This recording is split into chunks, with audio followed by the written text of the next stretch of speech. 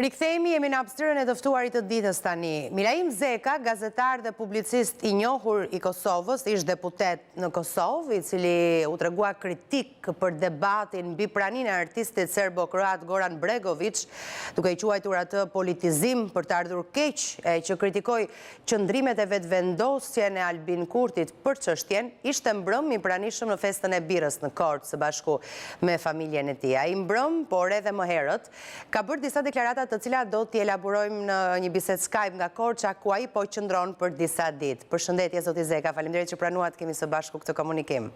Faleminderit juve. Së pari kam dëgjuar që ju pëlqen shumë Korça, përse? Unë në Korçë kam ardhur për herë të parë në vitin 1991. Më kujtohet dita kur sekretari i shtetit amerikan James Baker e vizitoi Shqipërinë. Unë isha në Korçë. Kam bërë një film dokumentar për arratisjen e refugjatëve në atë kohë në Greqi dhe në Itali. Kështu që gjatë punës time si gazetar në radio televizionin e Suedis e kam mbuluar Ballkanin, kryesisht Shqipërinë, dhe gjithmonë kam aterru në Selanik. Pastaj nga Selaniki kam ardhur në Korçë për ta shijuar atë qetësinë skandinave dhe kam vazhdu punën time nëpër Shqipëri. Prap jam kthyer në Korçë, nga Korça në Selanik dhe nga Selaniku në Stockholm. Du të them që janë dy qytete shqiptare që më japin qetësinë shpirtërore të Stockholmit, është Prizreni dhe Korça. Unë dje ju pash, ju morët pjesë në festën e birrës. Cilat janë mbresat tuaja nga mbrëmja e kaluar? Unë kam ardhur thjesht për të marrë pjesë tek birra dhe te festivali i birrës, sepse birra Korça është prodhuar për herë të parë në vitin 1928. Është një birrë që na ka bashkuar gjithë shqiptarëve gjatë gjithë këtyre viteve dhe në heshtje është një demonstrim anti atyre shqipfolsve, të cilët duke e përdorur Bregovićin, një këngëtar i cili nuk është serb, po është kroat o bosnjak, dhe që unë fare nuk di për biografinë e tij, sepse unë në radhë të parë nuk dëgjoj kurrë në jetën time këngë serbe, dhe nuk e zotroj, domethënë gjuhën serbo-kroate e kam mësuar në Suedi, por unë nuk jam nga ata njerëz të cilët e simpatizoj Bregovićin, por sidoqoftë Bregovići nuk do të ishte në asnjë mënyrë mollë sherrri në mes ne shqiptarëve që të shfryeshin të gjithë të frustruarit e Kosovës, ata nostalgjikët e Miloševićit dhe të Titos, të cilët kanë qenë shërbëtor për gjithë jetën e tyre, domethënë kanë qenë argat të Beogradit, tani janë shndruar në antishqiptar, të mbuluar me atë petkun e patriotizmit. Dhe këta njerëz nuk janë duke sulmuar Bregovićin. Këta njerëz janë duke e sulmuar Shqipërinë dhe Korçën, një qytet prej cilit kanë dalur mendjet dhe shpirtrat më të ndritur të kombit shqiptar. Kështu që mbi bazën e kësaj, unë kam qenë kundër këtyre zerave, jam kundër këtyre zerave dhe natyrisht që unë nuk do t'jem, do thot, në koncertin e Bregovićit, e kam kritikuar bashkinë e Korçës, e cila ka mundur të ftoj këngëtar, qoftë Rita Oren, qoftë Dua Lipën, ka pasur këngëtar shumë emra më të njohur në botë, por çuditërisht këta zera në Kosovë nuk protestuan mbrëm kur një grup racist dhe fashist anti-shqiptar mbajti koncert në Leposavić të Kosovës, por këta njerëz gjithmonë merren me shqiptar dhe me Shqipëri. Kështu që ne mendoj që nuk e kemi luksin që të krijojmë përçarje, sepse në të kaluarën ne në Kosovë jemi dënuar pse kemi dëgjuar Radio Tiranë, ndërsa ju në Shqipëri jeni dënuar, jeni ndjekur dhe jeni përsekutuar pse keni dëgjuar Radio Prishtinën. Zoti i madh, tani jemi të bashkuar dhe nuk duhet, po e përfundoj, që të përdorim Bregovicin si një element përçarës në mes neve. Ju mendoni që ky debat u nxit nga qarqe të caktuara, zoti Zeka? Për Bregovicin e kam fjalën. Të gjithë ata gazetar, opinionist, si andej e si këndej, shpryrjet e veta ose ato frustrimet e brendshme edhe seksuale i kanë shfry jo tek Bregovici, por tek Shqipëria dhe për turpin më të madh në këtë përzierje dhe në këtë shpryrje shoveniste, balkanike, primitive, qëllimisht e kanë futur edhe birrën Korça. Unë kam folur me pronarin e birrës Korça, me zotin Irfan, para se të vija këtu, dhe a i thot që po të pytej birra Korça dhe pronari kësaj kur asnjëherë, ama asnjëherë nuk do të ftohej Bregovicin në këtë fest. E para dhe e dyta, aq sa unë kam lexuar në një komunikat nga fabrika e birrës Korça dhe nga pronarët e kësaj fabrike, ka dalë që një lloj proteste pse Bashkia e Korçës ka kërkuar pagesë pikërisht në koncertin e Bregovicit. Dakor, po Bregovic nuk është era e parë që vjen në Shqipëri, ai ka kënduar dhe në Tiranë në vitin 2006. Përse sulmohet Korça sot? E dashur, Bregovici ka ardhur në 2006 dhe kryeministri aktual i ka dhënë çelësin e Bashkisë të Tiranës dhe unë në atë kohë kam shkru kundër ardhjes së tij në Tiranë, por për informacionin e juaj, në para disa vitesh, nuk më kujtohet cili vit, u ftu nga televizioni Klan Zdravko Çolić, një serb tjetër, dhe nuk u bën fare zhurmë.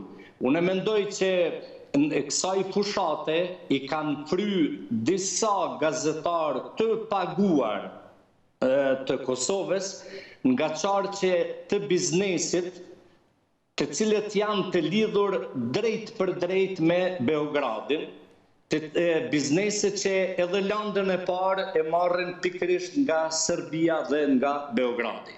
Unë e kam quajtur si çuçërllëk dhe një ligësi me paramendim anti-shqiptar, tërheqjen e birrës Peja nga ky festival, sepse në fund të fundit po të ishte pronari i birrës Peja ndonjë patriot me emër, ai do duhej që të kërkonte nga gjithë pronarët e birrave ose pjesëmarrësit e këtij festivali ose të kësaj feste, që të boheshin në një mbledhje të jashtëzakonshme dhe të dërgonin një peticion Bashkisë të Korçës ku të kërkonin tërheqjen e këngëtarit Bregovic. Du të them edhe diçka e nderuar.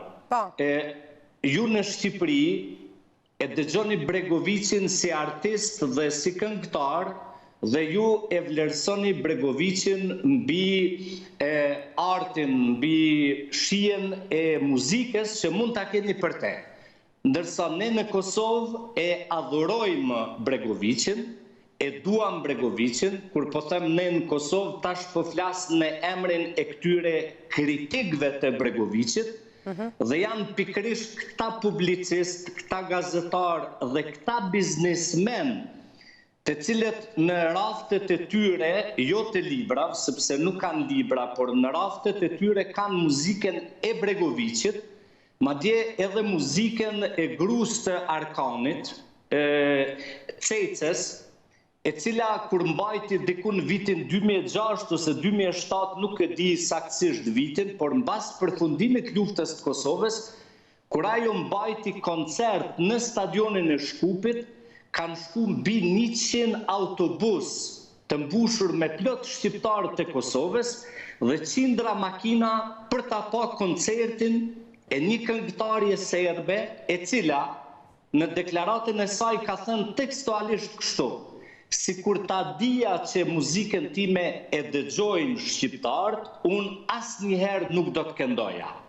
Imagjino tani, këta njerëz që shkojnë dhe morrin pjesë në koncertin e Cecës, ose reagimet e disa këngëtarëve të Kosovës, të cilët jo që janë rritë me muzikën serbe, por edhe i kanë kënduar edhe Titos, edhe Jugoslavis, dhe edhe frizurat i kanë kopje të këngëtarëve si Ceca e Dragona, sot janë ngritur kundër Shqipërisë, kundër Korçës, jo kundër Bregovicit, sepse këtej kufirit ekziston një grup i caktuar i njerëzve i cili flet në mënyrën më primitive dhe më barbare kundër kosovarëve, kundër shqiptarëve të Kosovës, duke u tallur ja na erdhën këta malokët e Kosovës, ja na erdhën turista këta primitivat e Kosovës, dhe e njëjta gjë ndodh në Kosovë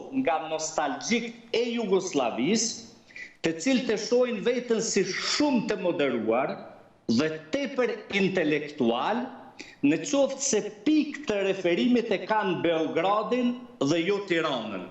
Unë për veten time nuk e kam ndirë kur në jetën time veten inferior ndaj askujt në Tiranë, as në Korçë, as në Ersek, në asnjë qet të Shqipërisë, dhe sepse ndi veten shqiptar dhe unë du Korçën sikur vendlindjen time, sikur se Drenicën.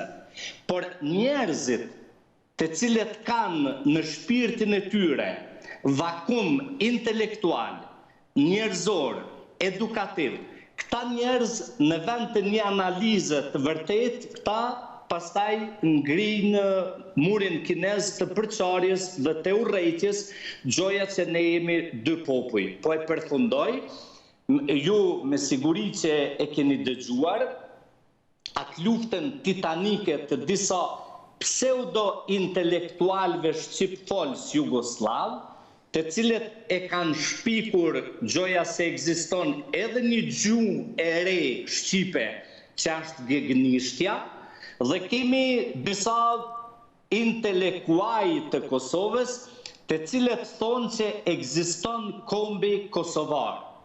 Ekzistojnë qytetarë të cilët kanë në shtetësi kosovare, por ne jemi shqiptarë, gocat e mia që jetojnë në Suedi dhe janë të lindura në Suedi, të gjithë njerëzve u prezantohen si shqiptare. Do thotë jemi një kombë, por që dallojmë në disa pika, kemi pak mentalitet të ndryshëm. Është për të ardhur keq e gjitha kjo në fakt se Korça njihet si një qytet me tradita, një qytet me kulturë edhe me figura patriotike. Megjithatë, zoti Zeka, ju në mos gabohem keni bërë një shkrim për Bojken Abazin. Si e gjykoni ju, është pyetja radhës, qëndrimin e vetëvendosjes në raport me këtë ngjarje dhe me Shqipërinë? Tani, Albin Kurti, së bashku me gjithë këta Bojken Abazat e Shqipërisë, ka disa vite që mbjellin urrejtje në mes Kosovës dhe Shqipërisë. Ka njerëz në Kosovë që duke e shoh Sali Berishën, kanë dashur të mbjellin urrejtje Kosovë-Shqipëri.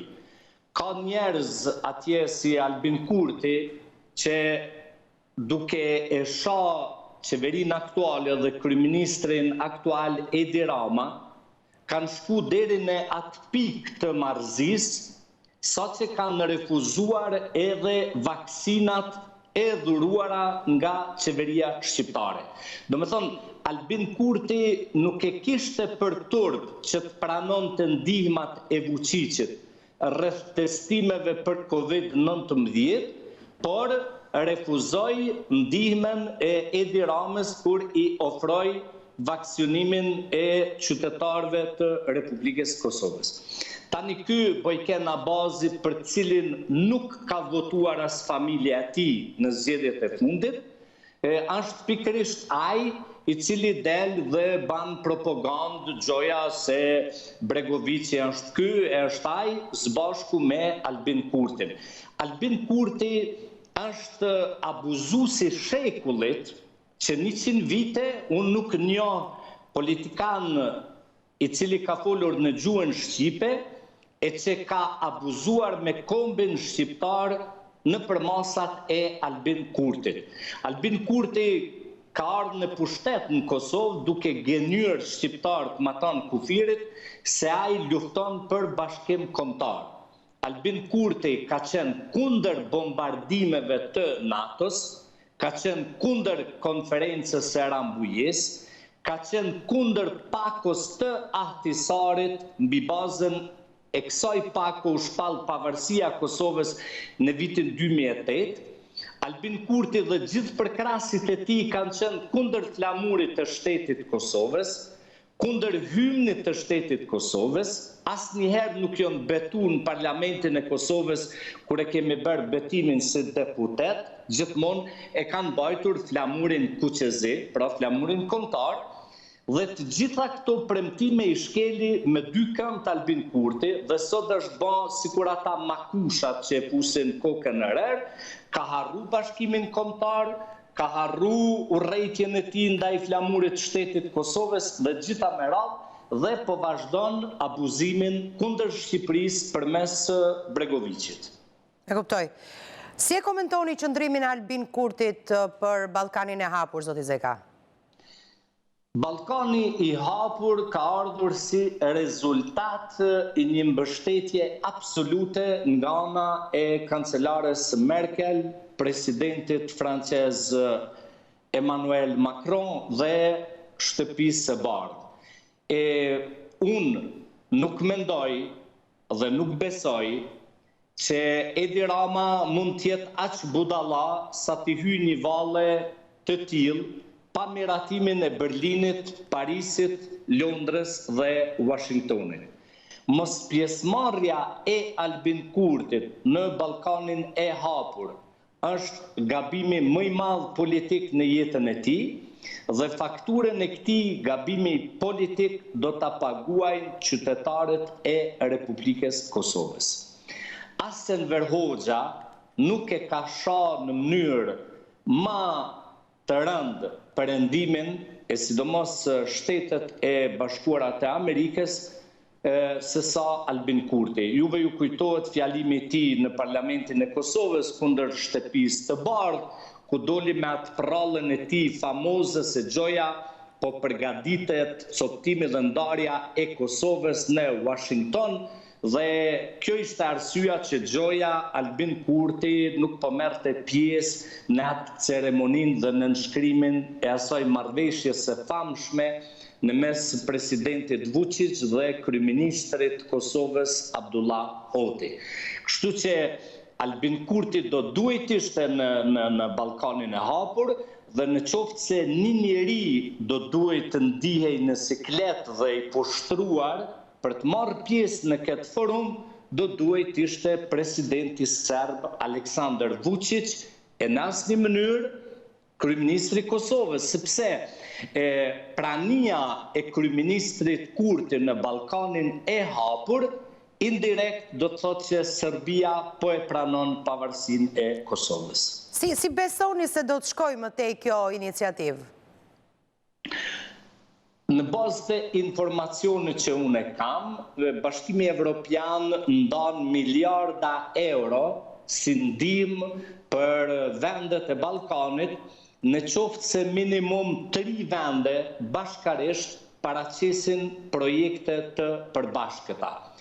Imagjinoni e nderuar se një kryeministër idiot, siç ishte zoti Gruevski, i cili tani më është i dënuar dhe jeton si azilant në Hungari, ai e mbajti Maqedoninë e Veriut të izoluar plot 20 vite, të pa integruar, pa hyrë në paktin e NATO-s.